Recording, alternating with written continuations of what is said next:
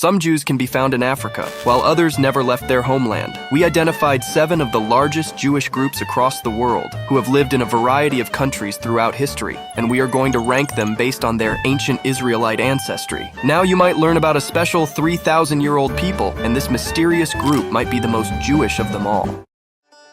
Our journey starts in Africa, quite an unexpected place for Jews, yet Ethiopia is home to a people known as the Beta Israel, who have been isolated from other Jews for more than 1,000 years. But are they really linked to the first Israelites from the Levant? Ethiopian Jews number around 170,000 people. Only a small minority remain in their ancestral homeland, as most of the population emigrated to the state of Israel. Now scientists found something unexpected when looking at their DNA. The Beta Israel form their own distinct cluster when compared with other Jews. However, they are similar to some Ethiopian ethnicities, more specifically the Semitic-speaking Tigrayans and Amharas. So how much are they related to ancient Levantine people? The Beta Israel likely descend from a few itinerant Jews. These founders converted the population and married local women, and as a result didn't leave much genetic trace in modern Ethiopian Jews. Now another Jewish group can be found not far from the Horn of Africa.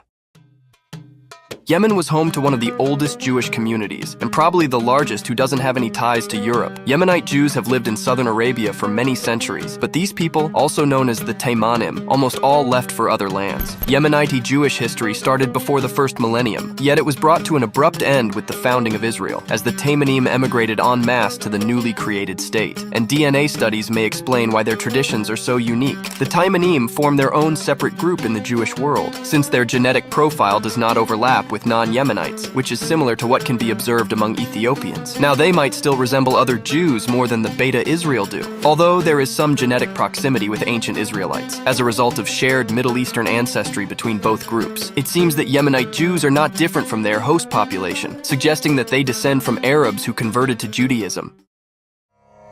What if I told you that Jews can be found in the world's most populous country? Actually, Indian Jews are split into several distinct groups, including some with a very long history in this nation, and they might have a bigger Jewish heritage than you expected. Cochin Jews are the oldest Jewish community in India, while the Bene Israel form the largest Jewish group of the country. Both have a predominantly indigenous maternal lineage, but the latter might be more genetically related to other Jews. The Bene Israel have a different paternal ancestry, since many of their men carry DNA that comes from the Middle East. This genetic signature links them directly to the Levant. So how much does this impact the total heritage of Indian Jews? Despite this paternal connection, Indian Jews remain mostly local. Their overall genetic makeup is similar to other South Asians, and the input linked to Iron Age Levantines is rather small. Now the following group is more tied to Israelites than most people think.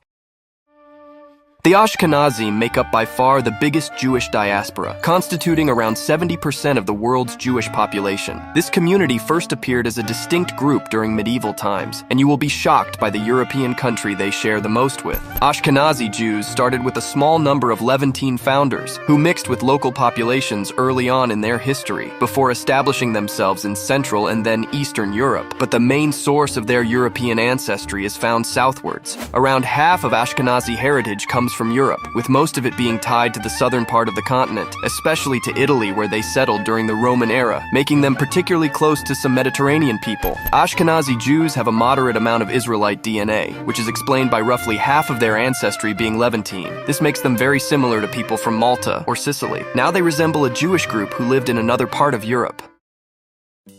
Sephardi and Ashkenazi Jews might have shared part of their history, since they descend from the same group of people who moved to Europe, but the Sephardim settled in the Iberian Peninsula, yet they were forced out of this region at the end of the 15th century. Most Sephardi Jews settled in North Africa after their expulsion, forming large communities in Morocco and Tunisia, while others moved to various parts of the Ottoman Empire. So where can we find the populations who are the most like them? Several other Jewish groups share similarities with the Sephardim. The Jews of Italy have a comparable genetic background. The same is true for the Romaniotes, who used to live in Greece, and together they form a distinct European Jewish cluster. Modern studies show that Sephardi Jews are close to the Ashkenazim. They carry a similar amount of ancient Israelite ancestry, but the European component is slightly lower in the Sephardim. That brings us to some Jewish populations who formed outside of Europe.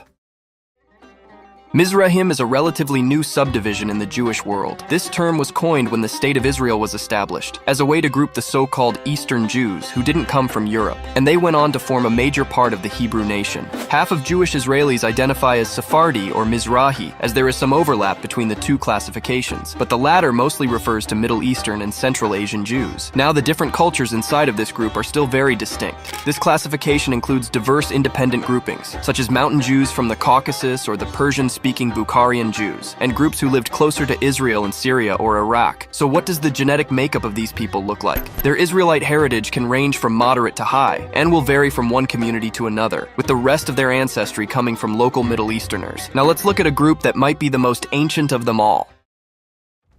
Samaritans may be one of the world's most intriguing ethnic groups. They split from mainstream Judaism thousands of years ago and are therefore considered a separate religious group. But the chief rabbinate of Israel classifies them as ethnic Jews. Today, there are only about 900 Samaritans left who live in just two communities in Israel and Palestine. They have always stayed in their ancestral homeland close to Mount Gerizim, so this might explain why their DNA profile is so unique. Scientific studies show that Samaritans are a special group. They fall in the middle of the core Levantine genetic cluster. This makes them very close to Christians from Palestine or Lebanon. Now they might be the ones who have changed the least since the end of the Bronze Age. Samaritans are almost identical to the first Israelites, as this community has changed very little since biblical times. Their isolation helped preserve their genetic makeup over the centuries, making them a living link to the ancient past of the region. If you've taken an ancestry test from a generic DNA testing company and want to learn more about your heritage, just click the link in the description for a free ancestry report.